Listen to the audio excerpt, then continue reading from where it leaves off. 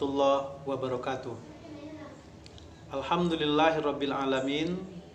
Kita bersyukur kepada Allah. Selawat beserta salam kepada Nabi Muhammad sallallahu alaihi wasallam. Kita awali perkuliahan kita dengan membaca basmalah. Bismillahirrahmanirrahim. Materi kuliah konseling pendekatan Islam untuk pertemuan yang ke-15 membahas tentang teknik tobat, merupakan bahagian yang sangat esensial dalam pembahasan kita pada konseling pendekatan Islam. Alasan yang sangat mendasar itu adalah klien kita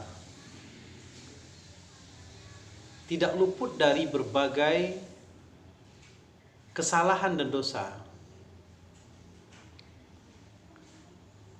Kesalahan dan dosa dalam bentuk apapun, baik yang berhubungan dengan Allah, yang berhubungan dengan lingkungan dan sesama manusia, serta dengan dirinya sendiri.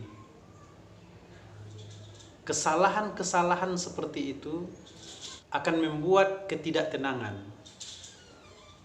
akan menjadikan klien kita gelisah. Perbuatan jelek akan dapat merangsang kegelisahan dan stres yang berkepanjangan. Karena klien kita itu membutuhkan energi untuk menghindarkan diri agar tidak diketahui oleh orang lain. Efek yang ditimbulkannya itu adalah akan mengganggu keseimbangan pola pikir dan perasaan dan perilaku seseorang, sehingga tidak dijumpai ketentraman dan ketenangan batin. Justru yang akan muncul adalah kegelisahan. Jika hal ini kita kaitkan dengan apa yang disampaikan oleh Rasulullah sallallahu alaihi wasallam, hakikat dari dosa itu adalah menggelisahkan. Berarti dosa yang dilakukan oleh klien kita membuat dia gelisah. Dan ini tidak bisa kita biarkan. Jika klien kita itu adalah siswa yang melakukan dosa, akan mengalami kegelisahan, ketidaknyamanan, stres. Efeknya adalah dia tidak efektif dalam aktivitas sehari-hari. Bahkan dalam kehidupan sosialnya, situasi belajar, dan lain sebagainya. Untuk itu, ini perlu kita lakukan penanganan terhadap kondisi seperti ini. Salah satu teknik yang bisa kita gunakan adalah melalui konseling teknik tobat. Sebelum kita menjelaskan teknik tobat, maka terlebih dahulu saya ingin menjelaskan makna tobat. Makna tobat dalam ajaran Islam memiliki pengertian yang sangat luas, karena tobat menyangkut dengan penataan kembali kehidupan manusia yang sudah berantakan dan perbaikan mental manusia yang sudah rusak akibat dosa dan perbuatan. Jika dikaitkan dengan konseling, artinya konseling teknik tobat itu merupakan sebuah teknik yang dilakukan oleh konselor, bagaimana konselor menata kembali mental klien yang sudah rusak akibat dosa dan kesalahan yang dilakukannya. Jika dibiarkan, klien akan mengalami kegelisahan, ketidaknyamanan, stres, munculnya pikiran negatif, emosi negatif, dan perilaku negatif. Sebagai seorang konselor, bagaimanakah cara menata mental klien kita yang sudah berantakan? Nah, usaha inilah yang dilakukan oleh konselor dengan menggunakan konseling teknik tobat. Jika dilihat dari segi aspek psikologis, tobat itu merupakan kombinasi dari fungsi-fungsi kejiwaan yang mampu merevitalisasi kondisi psikologis klien. Ada beberapa tahap yang bisa dilakukan dalam proses konseling. Pertama adalah kesadaran. Tugas seorang konselor bagaimana membangun kesadaran klien terhadap apa yang sudah dia perbuat, terhadap apa yang sudah dia lakukan. Untuk membangun kesadaran klien dibutuhkan pengetahuan,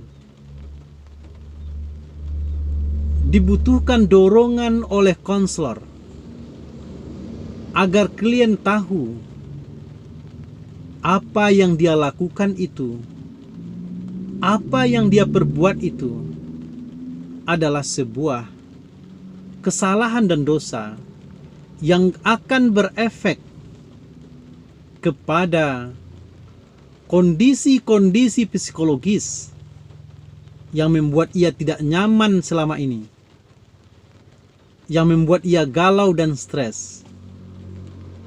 Membangun kesadaran klien ini adalah sebuah upaya yang dilakukan oleh konselor dengan memberikan pertanyaan-pertanyaan tentang perbuatan-perbuatan yang dia lakukan. Saya ingin mencontohkan terhadap klien yang melakukan kesalahan. Ketika kita menggali persoalan-persoalannya, ternyata ketemu bagi kita bahwa klien telah melakukan sesuatu, dan sesuatu yang dilakukan klien itu dengan tidak dia rasa itu adalah sebuah kesalahan. Maka konselor bisa mengatakan pertanyaan, apakah yang dia lakukan itu, jika dihubungkan dengan agamanya, bagaimana menurut saudara? Ketika klien mengatakan itu dilarang oleh agamanya, ketika klien mengatakan yang dia lakukan itu adalah sesuatu yang melahirkan dosa, langkah yang kedua bisa kita bangun, yaitu pengakuan bahwa itu adalah dosa. Berarti ketika klien sudah sampai pada tahap pertama menyadari pengakuan itu adalah dosa, maka konselor telah maju pada langkah yang kedua. Kalau pengakuan itu dosa, konselor bisa memberikan pertanyaan. Jika dihubungkan dengan agama saudari atau saudara, bagaimana ini? Jika dia mengakui ini dosa, pasti klien akan merasa dirinya bersalah. Bisa masuk pada langkah yang ketiga. Langkah yang ketiga yaitu penyesalan. Sebab ini sudah berlalu dalam hidupnya. Penyesalan itu terus dibangun oleh konselor dengan pertanyaan-pertanyaan bagaimana betul klien ini menyadari bahwa ini adalah sebuah kesalahan dan dia menyesal. Nah, di sana letaknya kebagusan seorang konselor. Mungkin saudara bisa memberikan sebuah pertanyaan. Saudara menyesal jika dikaitkan dengan agamamu atau sebagai seorang muslim, apa yang akan kamu lakukan? Klien pasti akan menjawab, saya akan minta ampun kepada Allah. Saya akan bermohon kepada Allah bahwa saya sudah melakukan kesalahan dan saya menyesal. Saat ini saya minta ampun. Nah, itu sudah bagus itu. Itu sudah bagus. Kalau itu yang terjadi pada klien kita, ini sudah bagus. Nah, saudara sudah mengalami kemajuan sebagai seorang konselor. tahapan yang keempat yang dapat dilakukan oleh seorang Itu konselor adalah komitmen. Komitmen sangat penting dalam hidup klien untuk menciptakan dirinya keluar dari dosa-dosanya.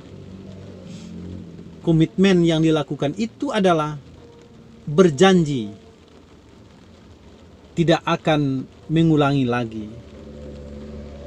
Ini yang harus dibangun oleh konselor. Mungkin muncul pertanyaan yang sangat menarik bagi mahasiswa semuanya. Pertanyaan itu muncul adalah, bagaimana cara membangun komitmen?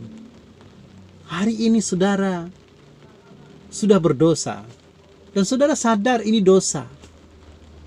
Dan saudara mengakui di hadapan Tuhan bahwa ini dosa.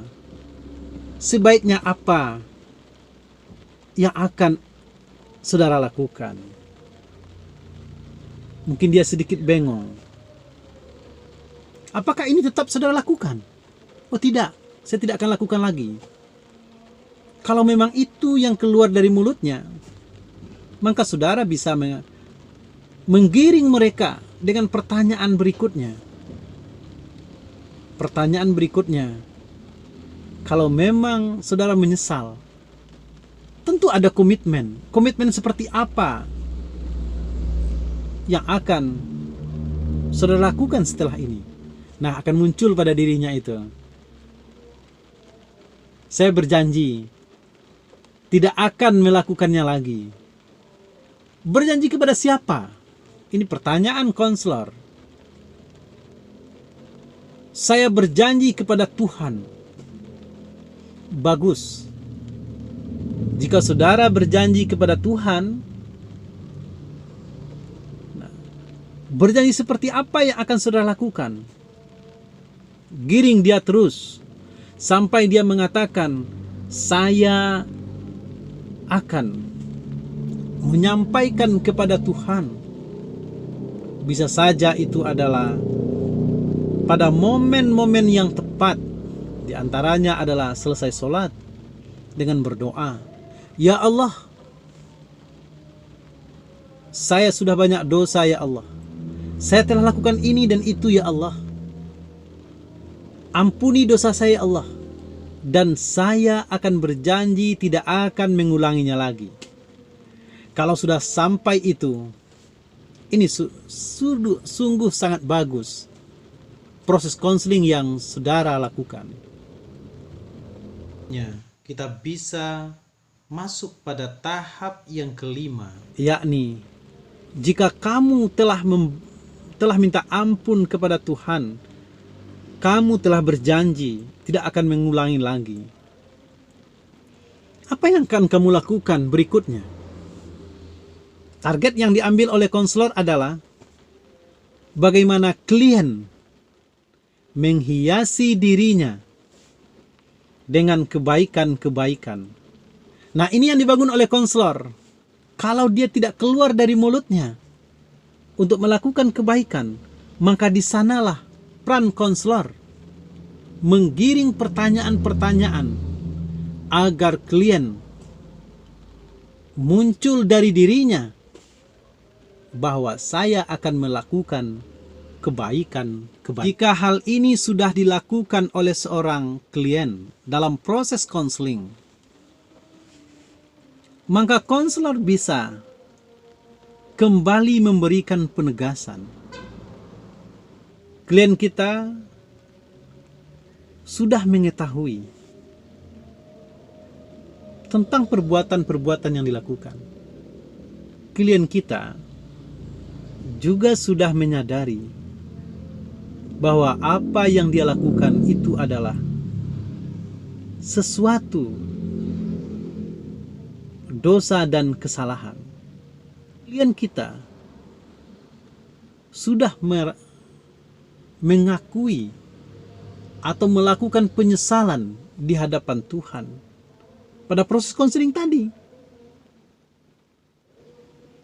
Yang keempat, klien kita berkomitmen, berjanji tidak akan mengulanginya lagi. Klien kita dalam proses konseling juga sudah terbangun, akan melakukan kebaikan-kebaikan. Pertanyaan yang menarik yang dimunculkan oleh konselor kepada klien. Kapan ini saudara lakukan? Kapan ini akan saudara realisasikan? Mungkin klien akan berpikir, kapan ya? Sebaiknya kapan? Nah, ketika dia menyatakan nanti, alhamdulillah, dorong terus, berikan reinforcement, berikan penguatan, bagus.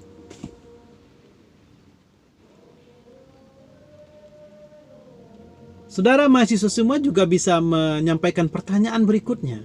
Kalau itu sudah selesai, pertanyaan berikutnya adalah, jika godaan-godaan itu muncul lagi untuk melakukan sebuah kesalahan-kesalahan dan dosa, apa yang akan kamu lakukan? Dia akan mengatakan, saya menghindarinya, saya akan menjauh. Seandainya kamu punya teman, lalu teman kamu kembali mengajak seperti semula, kalau itu sebuah kesalahan dan dosa yang pernah kamu lakukan bersama temanmu, kamu katakan apa? Saya akan katakan kepadanya, kata klien, ini tidaklah jalan yang benar, ini tidaklah jalan yang baik, maka sebaiknya kita menjauh dari ini. Sebaiknya kita minta ampun kepada Tuhan. Sebaiknya kita berjanji tidak akan melakukannya lagi. Kalau ini yang muncul, kesuksesan dalam proses konseling sudah kelihatan. Bagus. Nah, baik saudara mahasiswa semuanya, mungkin ini sekelumit tentang penyampaian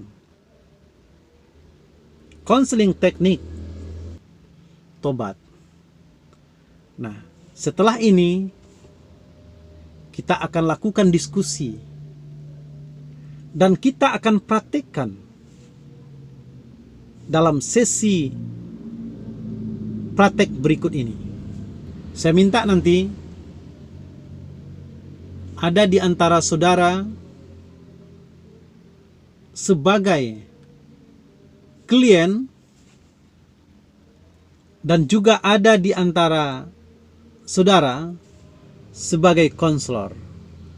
Saya cukupkan demikian untuk pengantar konseling teknik tobat. Dan setelah ini kita akan praktik. Terima kasih. Banyak maaf. Assalamualaikum warahmatullahi wabarakatuh.